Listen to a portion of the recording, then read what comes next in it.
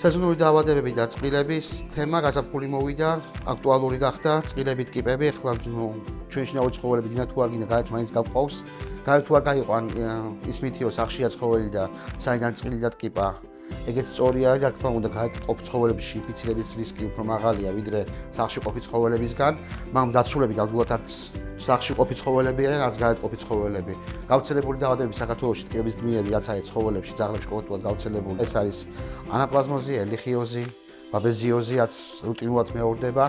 უკვე დაიწყება მაისიდან ყოღო სეზონი, მოსკიტების უფრო სწორად, მოსკიტების გამტანები არიან. ესეთი ცნობილი დაავადებები საქართველოში ენდემური კერა არის ლეიშმანიოზი. ანუ ჩვენ გვიწევს სამაგი დაცვა ცხოველის პრევენციისთვის, უნდა დავიცვათ წყლისგანაც, ტკიპისგანაც და ყოღოსგანაც. ამის თქმა მინდა, მარტო ერთ კონკრეტულზე დაიცვა აზრი არ აქვს. ანალოგიური პრობლემა არის კატებშიც საკმაოდ გავრცელებულია დაავადებები, όμως გადააქვს წყლებს და ტკიპებს, დაწყებული ჭები, დამთავრებული პარაზიტებით, სისხლის პარაზიტული დაავადებით, დერმატიტები, რომელიც ახლა დაიწყება, თავისთავად საკე პრობლემას ქმნის, იმიტომ რომ როგორც წესი ძაღლების უმეტესობა წყლის ნაკბენზე, წყლის ნეწვზე ალერგიულები არიან და დაიწყებენ ქეკვას. და თავისთავად შექმნიან პრობლემას უკვე პატრონისთვისაც და თავისთვისაც, იმიტომ რომ თვითდაზიანებებს ეყენებენ ქავილისგან. ჩვენი მიზანი არის რამენად შევამციროთ ნაკბენების რაოდენობა, რამენად დავიცვათ ჩვენი შინაური ცხოველები ამ ყველაფრისგან.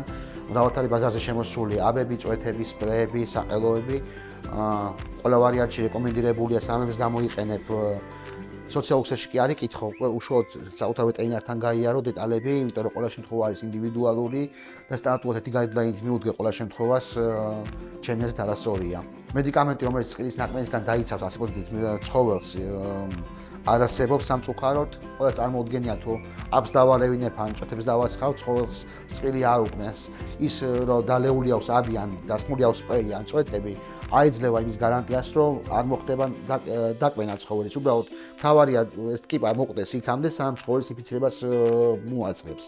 რა უნდა გავითვალისწინოთ ამ შემთხვევაში, თუ მოხდა მაინც დაკვენა, უნდა დავაკვირდეთ ჩვენ ცხოველს, თუ ხედავთ თუ აპათიურია, მოწყენილია, მაღალი ცხვირი მშრალი აქვს.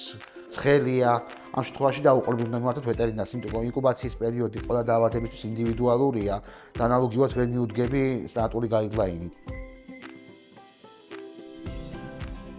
ალერგია არის გაძლიერებული იმუნური პასუხი გამღიზიანებელზე. უფრო ძლიერ პასუხობს იმ ალერგენს, ვიდრე უნდა ეპასუხა ორგანიზმს.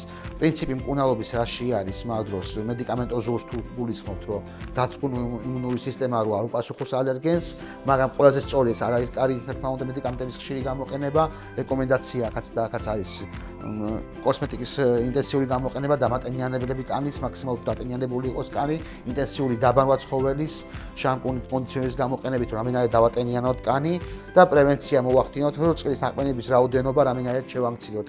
ანუ კომბინაციაში გამოვიყენოთ აბიან საყელო, აბიან წვეთები, რაც კომბინაცია. და ამ შემთხვევაში შესაძლებელია ის, რომ რაღაცნაირად კონტროლის ქვეშ გქონდეს ალერგიული ფონი.